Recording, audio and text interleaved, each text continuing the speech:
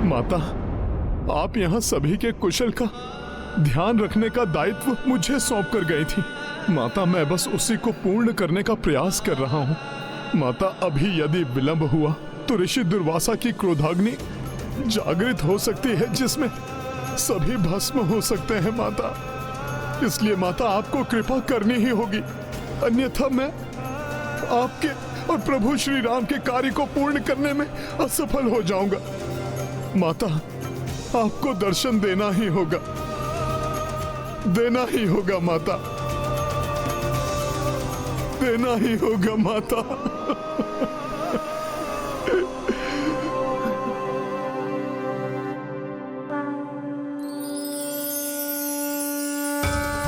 ये मेरे हृदय से ये निर्मल प्रकाश कैसे उत्पन्न हो रहा है?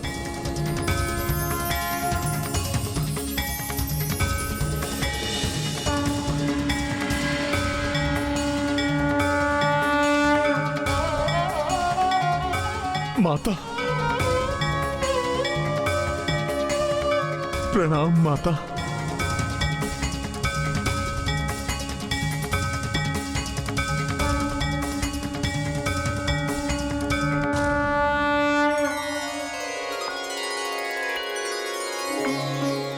माता, आप आ गईं। आपने अपने इस पुत्र की लाज रख ली माता। माता, मुझे विश्वास था कि आप अयोध्या पर छाए संकट को दूर करने के लिए अवश्य आएंगी। पुत्र हनुमान, मैं गई ही कहा थी। मैं तो स्वामी के साथ सदैव तुम्हारे हृदय में वास करती हूँ। तुम्हें मेरे हाथों से बनाया भोजन चाहिए। हाँ।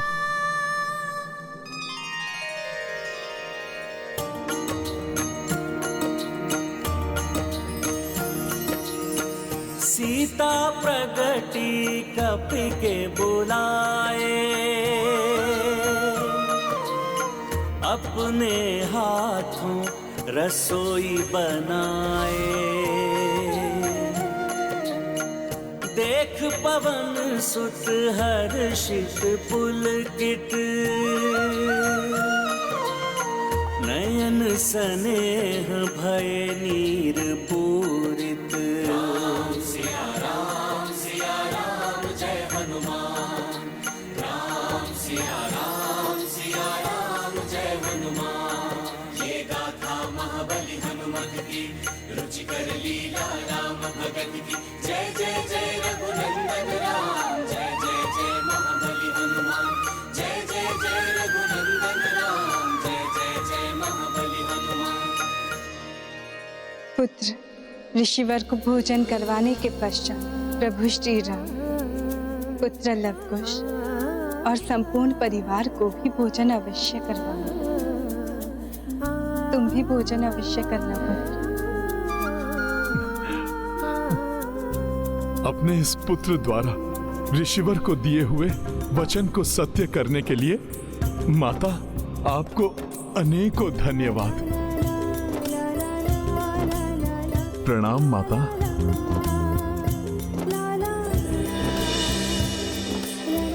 माता, प्रेम का अथाह सागर है आपका हृदय। आप किसी को भी नहीं भूली।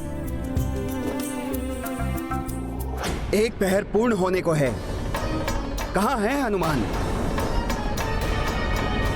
और कहाँ है वो भोजन जिसे लाने का उसने वचन दिया था? अब आपको और प्रतीक्षा नहीं करनी होगी ऋषिवर। मैं अभी माता सीता के हाथों बनाया भोजन प्रस्तुत कर रहा हूं। हनुमान के मुख से कभी असत्य वचन नहीं निकलते, किंतु ये कैसे संभव है? सीता कैसे भोजन तैयार कर सकती है जब वो यहाँ है ही नहीं?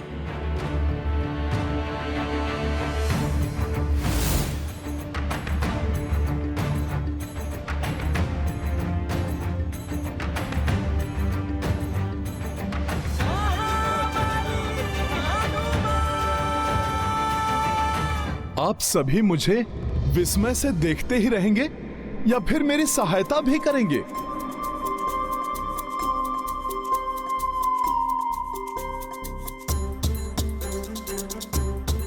आइए ऋषिवर, भोजन के लिए आसन ग्रहण कीजिए।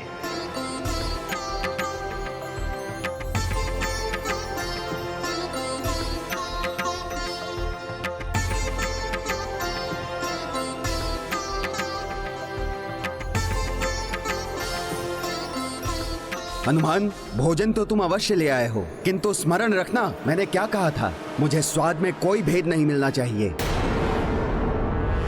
ऋषिवर, सच्ची निष्ठा तो असंभव को भी संभव बना देती है। मैंने अपने प्रभु श्री राम के समक्ष आपको वचन दिया है ऋषिवर। मैं तो बस वही वचन पूर्ण कर रहा हूं।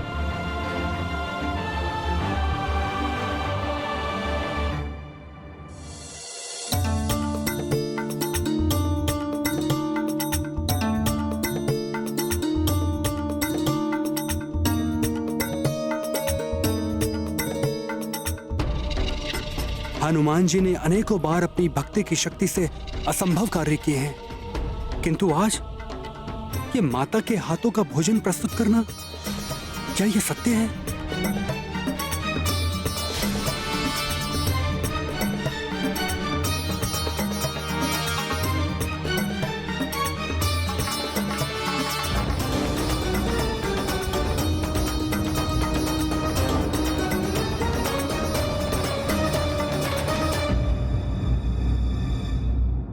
इतना स्वादिष्ट भोजन, मैं तो एक ही कौर में तृप्त हो गया हनुमान।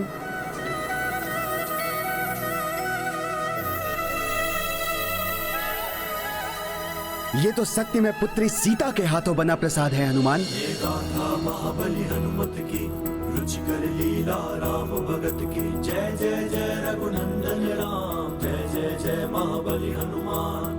भोजन सिय हाथों से बनाई, दुर्वासा संतृप्त हो खाई।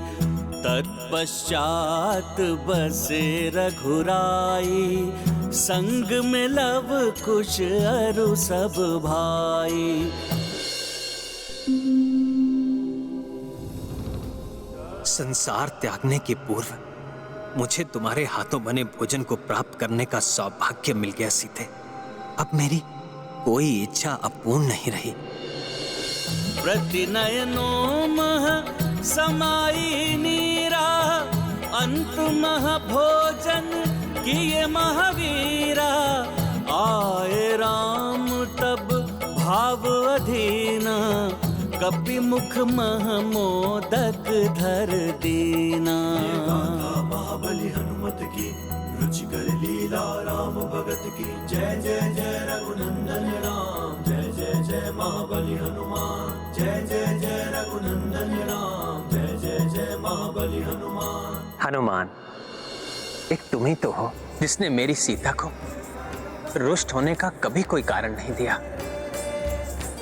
इसलिए वो तो मात्र तुम्हारे बुलावे पर ही आ सकती थी, और वो आई भी।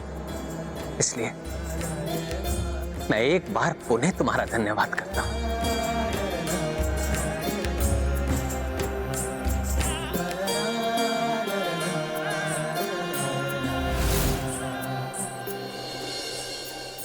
इस असाध्य कार्य को साध्य बनाने के लिए आपका बहुत बहुत धन्यवाद हनुमान। मैं भला धन्यवाद का पात्र कहां? मैंने कहां कुछ किया है? हनुमान, आज तुमने मुझे धन्य कर दिया पुत्र। ऋषिवर, मैंने कहां कुछ किया है? ये सारा भोजन तो माता ने अकेले ही बनाया है। हनुमान, अपने तप से उठने के पश्चात, वर्षों के व्रत के पश्चात, मात्र एक ही इच्छा थी मेरे मन में, पुत्री सीता के हाथों बने भोजन को प्राप्त करना।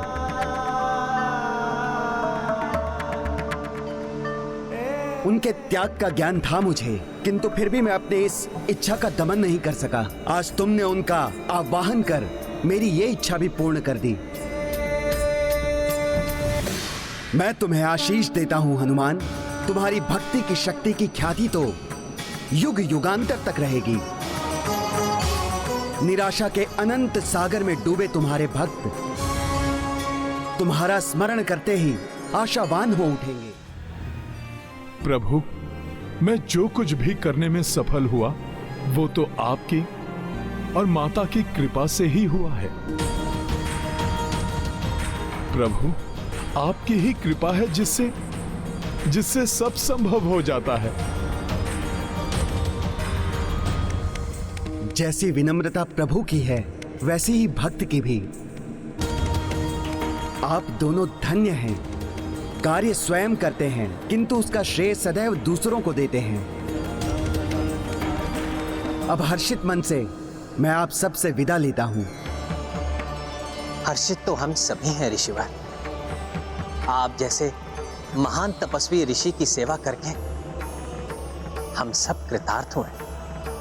आप सभी का कल्याण हो।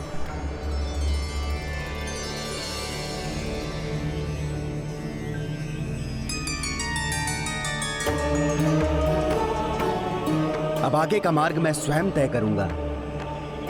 आप सभी लौट जाइए। कल्याण हो।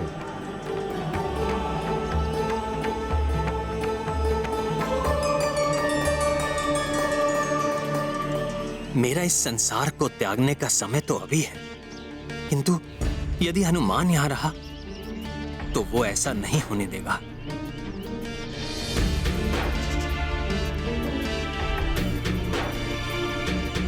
हनुमान, ऋषिवर इतनी लंबी तपस्या के बाद लौट कर आए थे, किंतु अब वो।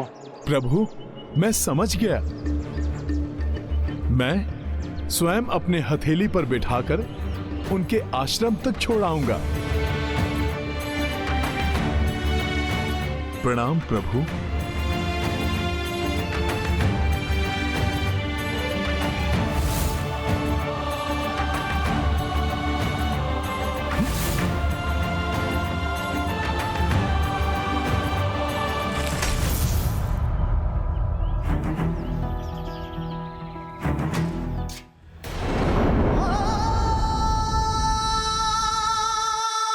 भैया, ऋषिवर का सत्कार तो पूर्ण हुआ। अब मैं अपने दंड के लिए प्रस्तुत हूं।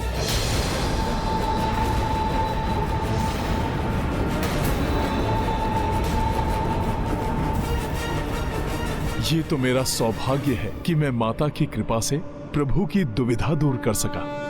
अपने वचन से बंधा हुआ हूं मैं लक्ष्मण, इसलिए मुझे तुम्हें मृत्यु दंड देना ही होगा।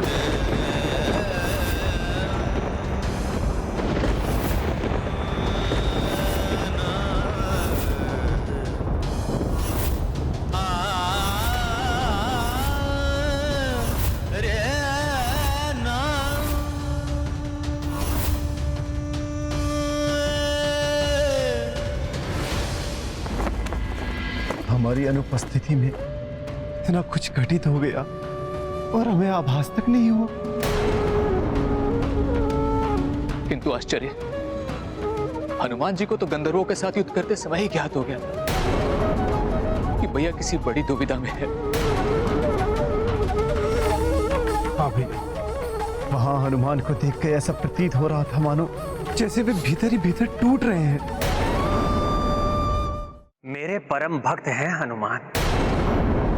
उन्होंने तो अपने तन मन धन से अपने आप को ही मुझे समर्पित कर दिया है। मुझे अपने हृदय में बसा रखा है। कदाचित इसीलिए मेरे हृदय की पीड़ा का भान सर्वप्रथम उन्हें ही हुआ। फिर तो यदि उन्हें यह ज्ञात हो गया कि यहाँ क्या घटित हुआ है तो वो मेरे भूमि लोक को त्यागने के पूर्व ही दुख से बिखर जाएंगे। इसीलिए हम ये बात अभी हनुमान के समक्ष नहीं कर सकते।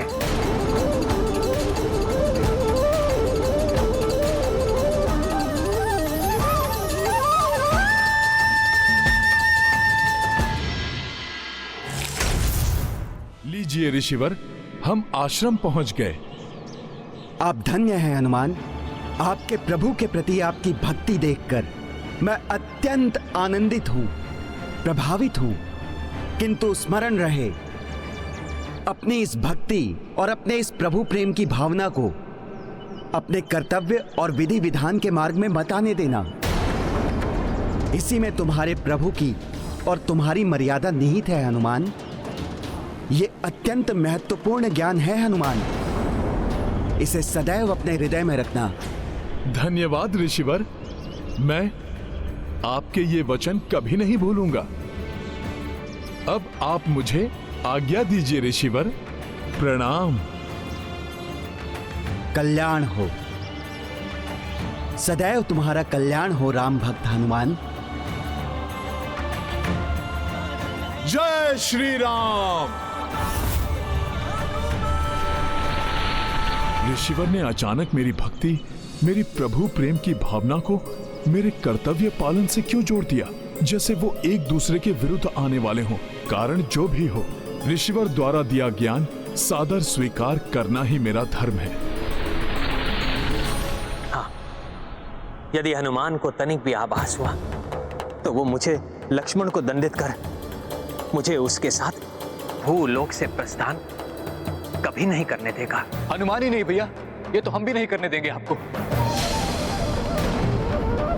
हमें पीछे छोड़कर आपको हम कहीं नहीं जाने देंगे भैया।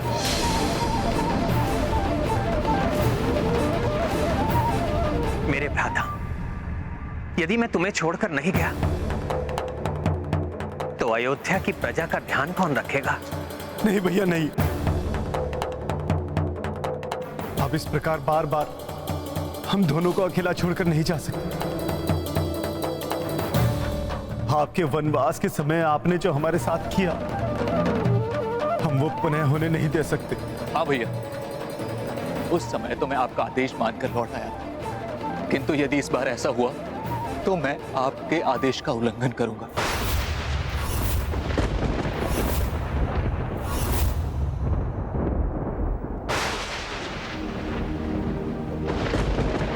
ये है रामायण, रामचंद्र गुण धाम की, सब सुधि जन करिए कथा श्रवण श्री राम की। मैंने प्रभु श्री राम के भूलोक त्यागने का संयोग उत्पन्न तो कर दिया है, किंतु उन्हें और उनके भ्राताओं को इस स्थिति में देखकर मुझे ऐसा प्रतीत हो रहा है कि मैंने उन्हें बहुत बड़ी कठिनाई में डाल दिया है। मनुष्य हो या ईश्वर, धर्म का पालन तो किसी के लिए भी सरल नहीं। धर्म के मार्ग में अनेक कठिनाइयां आती हैं, पग पग पर त्याग करना पड़ता है, किंतु जो धर्म के लिए अपना सर्वस्व निछावर करते वही इस संसार के लिए श्रेष्ठतम उदाहरण प्रस्तुत करता है और पूजनीय बनता है। ऋषिवर दुर्वासा को सकुशल उनके आश्रम पहुंचाकर मैंने प्रभु का कार्य तो कर दिया, फिर भी मेरा मन इतना अशांत क्यों है? क्या उसका संबंध ऋषि दुर्वासा के द्वारा कहे गए वचनों से तो नहीं? अनायास ऐसा आभास हो रहा है जैसे प्रभु मुझसे दूर जा रहे हैं। कदाचित प्रभु के दर्शन पाकर ही मेरा चित्त शांत होगा। हमें जो भी निर्णय लेना है हनुमान के यहाँ पहुंचने के पूर्व ही लेना, क्योंकि अब वो आते ही होंगे। भ्राता भारत, एक राजा विहीन राज्य तो पिता विहीन परिवार के समान होता है। मेरे और लक्ष्मण के प्रस्थान के पश्चात अयोध्या को तुम्हारी आवश्यकता होगी। मैं तुम्हें राजा नियुक्त कर शत्रुघ्न को राजकाज में तुम्हारी सहायता के लिए छोड़कर जाने का इच्छुक हूं।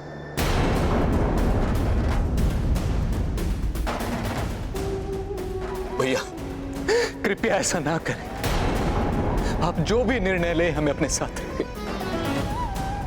आपके बिना तो प्राण विहीन हो जाएंगे भैया, हम राजधर्म नहीं निभा सकेंगे। अब आप ही बताइए भैया, प्राण विहीन होकर जब हम एक दूसरे का ध्यान रखने में अक्षम रहेंगे तो राज्य का कार्यभार कैसे संभाल पाएंगे? इससे उत्तम तो यही होगा भैया कि आपकी आज्ञा ना मानने के दंड स्वरूप लक्ष्मण के समान हम दोनों को भी मृत्यु दंड दे दीजिए।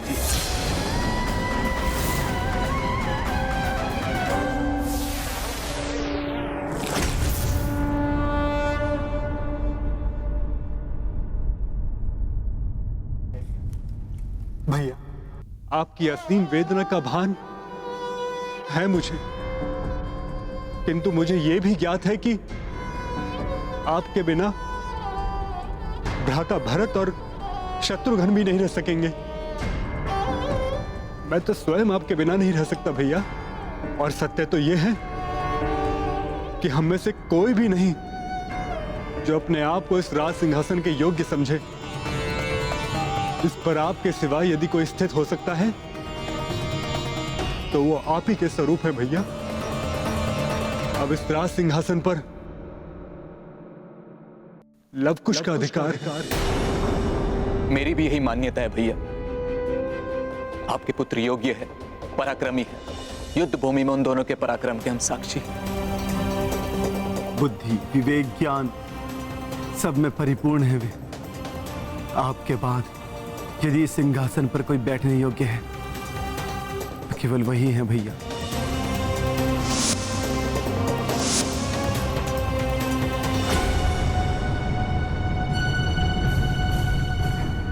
नारायण नारायण। प्रभु और उनके भ्राता तो विचार विमर्श में खोए हैं। समय बीतता जा रहा है, कहीं इस बीच हनुमान लौटकर उनकी वार्तालाप ना सुन ले,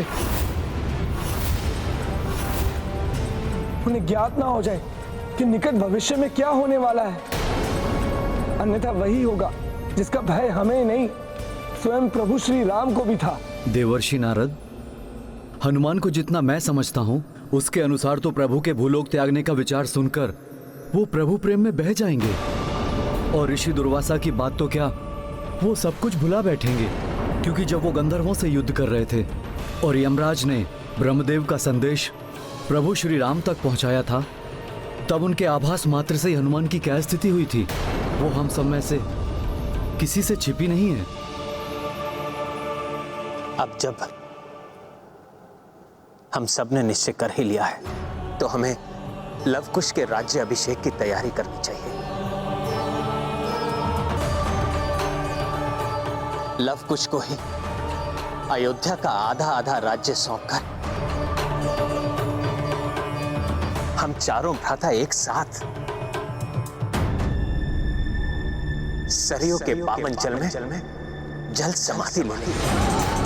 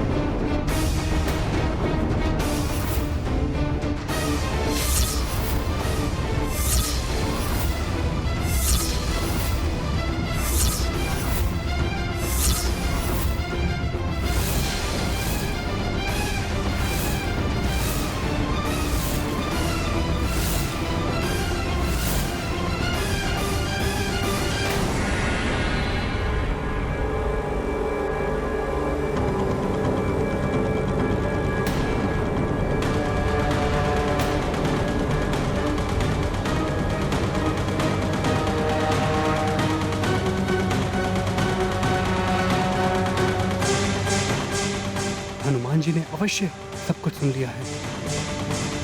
अब क्या होगा, क्या करेंगे हनुमान? अपने इस भोले भक्त हनुमान को मैं कैसे समझा सकूंगा?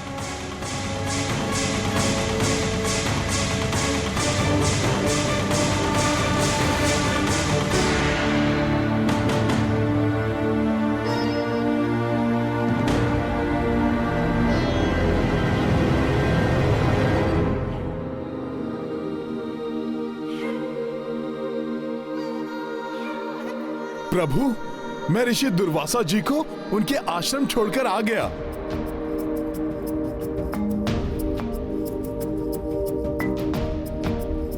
किंतु प्रभु, जब मैं लौटा तो आप सब लोग इतने चिंतित क्यों थे?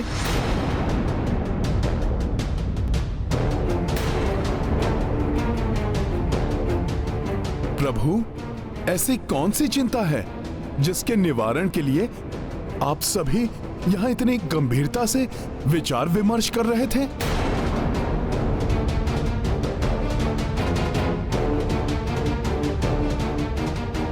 हनुमान जी, हम तो बस लव कुश के भविष्य के बारे में बातें कर रहे थे। जिनके भविष्य के विषय में हम निर्णय ले रहे हैं, बहुत समय से उनके दर्शन नहीं हुए। हनुमान जी, क्या आप उन्हें यहाँ ढूंढ के ला सकते हैं? हाँ लक्ष्मण भैया, उन दोनों के साथ तो मुझे भी बहुत आनंद आता है। लक्ष्मण भैया, मैं अभी गया और उन दोनों को लेकर अभी आया।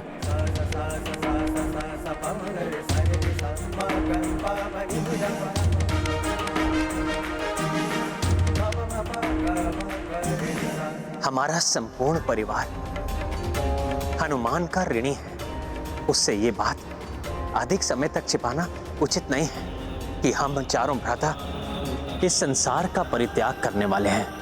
अभी तो उसे इस बात का ज्ञात नहीं है, किंतु कभी ना कभी तो अवश्य होगा। तब एक साथ दुखों का पहाड़ नहीं टूट पड़ेगा उन पर। अब जब हम निर्णय ले ही चुके हैं, तो आप तीनों लव कुश को समझाकर उन्हें उनके राज्य अभिषेक के लिए तैयार कीजिए। मैं हनुमान को बताने का, उसे समझाने का प्रयास करूंगा, जिससे वो धैर्यपूर्वक मेरा जाना स्वीकार कर सके। यह असंभव कार्य केवल एक ही स्थान पर संभव हो सकता है। मैं हनुमान को वहीं लेकर जाऊंगा।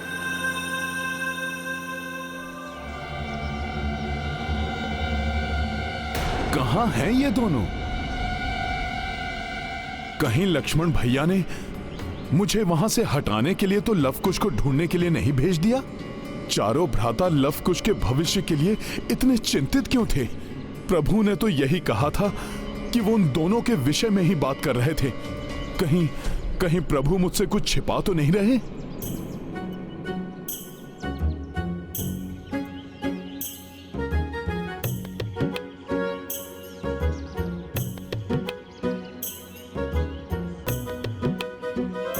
यहां मेरा पीछा कौन कर रहा है? अवश्य ये तो लव कुश ही हैं।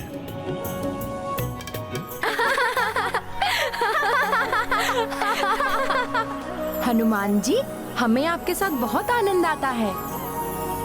आप हमारा साथ कभी मत छोड़िएगा। मैं वचन देता हूं, कभी भी तुम दोनों को छोड़कर कहीं नहीं जाऊंगा।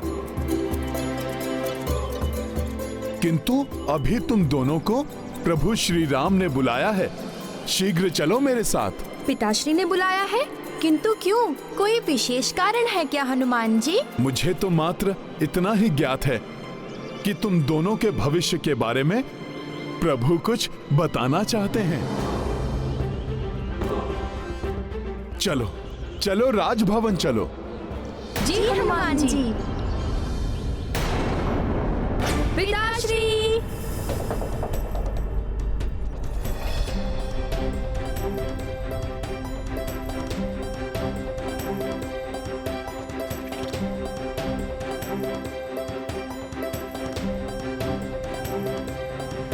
ये लीजिए प्रभु, मैं ले आया लव कुश को। आप सभी हमारा प्रणाम स्वीकार कीजिए।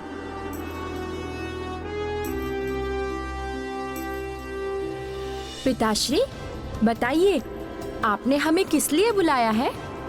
किसी शत्रु को पराजित करना है क्या? हम युद्ध के लिए तैयार हैं। आज्ञा दीजिए।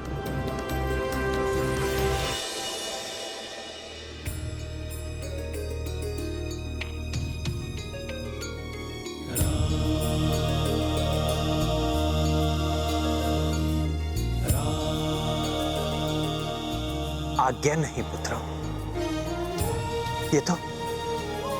एक पिता का अनुरोध मात्र है। मुझे आशा है कि तुम मेरी बात समझोगे, उसे टालोगे नहीं। पिताश्री, आपका अनुरोध भी हमारे लिए आज्ञा समान ही तो है, और आपके आदेश का पालन करना तो पुत्र धर्म ही नहीं, राजधर्म भी है। आप आदेश दीजिए पिताश्री, आप जो कार्य देंगे हम उसे अवश्य पूर्ण करेंगे।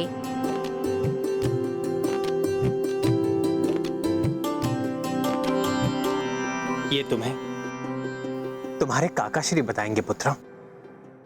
मुझे अभी एक अन्य महत्वपूर्ण कार्य करना है।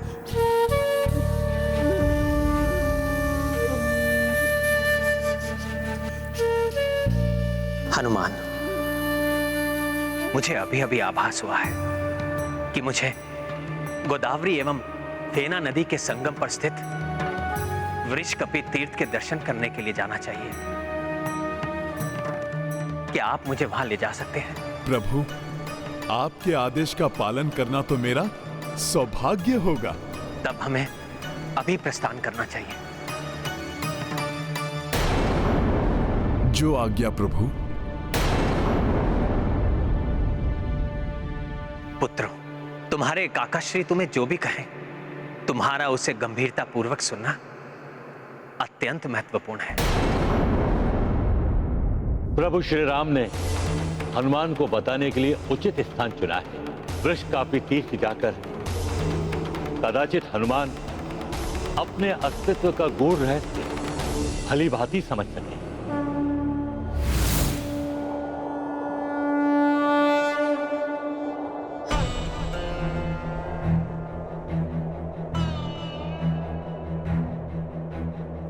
हनुमान के हृदय को भेदने वाला जो समाचार मैं उन्हें देने जा रहा हूं, उसके लिए मुझे अभी से तैयार करना चाहिए, अन्यथा एकाएक सुनकर कदाचित वो सहन न कर सके।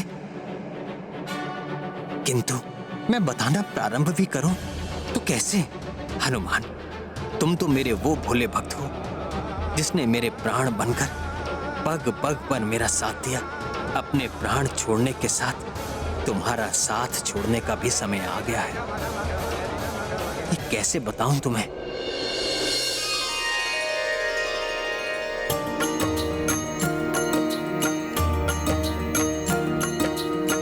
किन शब्दों मह किस विध बोले, कैसे प्रभु मन भक्त का तोड़े। निश्चित वैकुंठ धाम को जाना, किंतु सो को कहे हनुमाना। जय हनुमान। भरत लखन शत्रुघ्न भाई, लव कुश को कछु बोल न पाई। साहस कर जब हूँ कह दीन्हा, छल के किशोर नयन सुनीरा। सिया राम जय हनुमान। राम सिया राम जय हनुमान। ये गाथा महाबली हनुमत की, रुचिकर लीला राम भगत की। जय जय जय रघुनंदन राम, जय जय जय महाबली हनुमान। जय जय जय रघुनंदन राम, जय जय जय महाबली हनुमान। प्रभु, आपसे एक बात पूछूं? अवश्य हनुमान। कुछ ऐसी बात करो हनुमान, जिससे ये हृदय विदारक समाचार तुम तक पहुंचाना मेरे लिए सरल हो जाए। मुझे ऐसा क्यों प्रतीत हो रहा है कि जैसे मैं यहाँ प्रभु पूर्व में भी कभी आया हूं, किंतु कब और क्यों उसका स्मरण नहीं है मुझे। इन दोनों महान नदियों गोदावरी और फेना के इस अद्भुत संगम को देखकर मुझे ऐसा आभास हो रहा है जैसे उस घटना का आज की हमारी इस यात्रा से बहुत गहरा संबंध हो। प्रभु,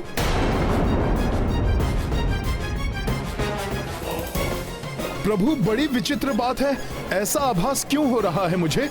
प्रभु बताइए ना।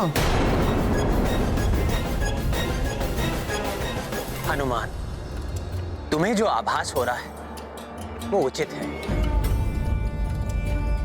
दोनों घटनाएं वास्तव में एक दूसरे से संबंधित हैं।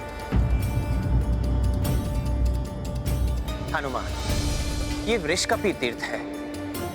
मैं इसकी संपूर्ण कथा तुम्हें नीचे उतरने पर सुनाऊंगा। संभव है तब तुम्हें समझ में आ जाए।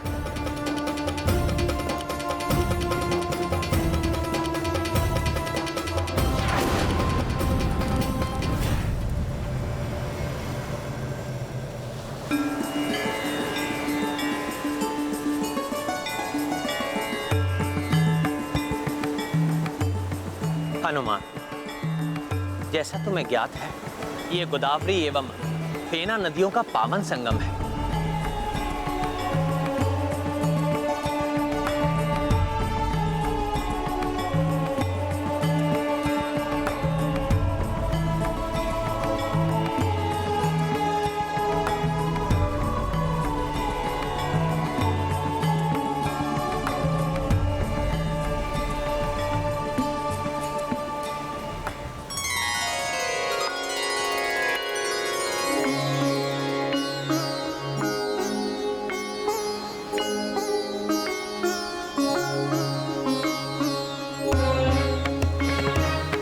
इस तीर्थ पर आने से श्रद्धालु को भगवान शिव और भगवान विष्णु दोनों का आशीष प्राप्त होता है।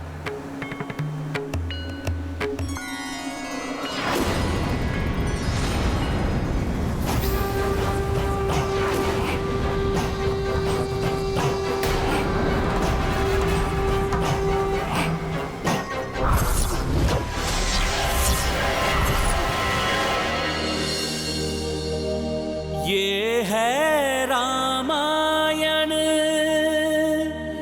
रामचंद्र गुण धाम की, सब सुधि जन करिए कथा श्रवण श्री राम की। दुविधा व्यक्ति को दुर्बल बनाती है, इसलिए जो भी निर्णय हो अपनों को अवश्य बता देना चाहिए।